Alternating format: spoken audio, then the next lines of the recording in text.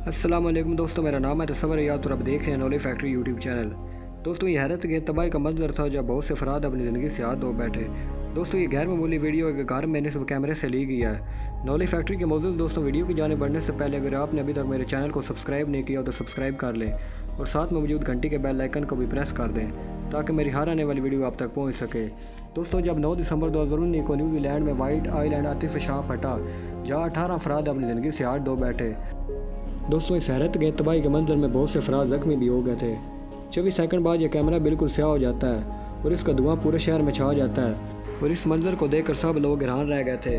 यह सैलाब की मानत बहुत तेज़ी से बढ़ जाता है, जैसा कि आप इस वीडियो में एंड तक देख सकते हैं।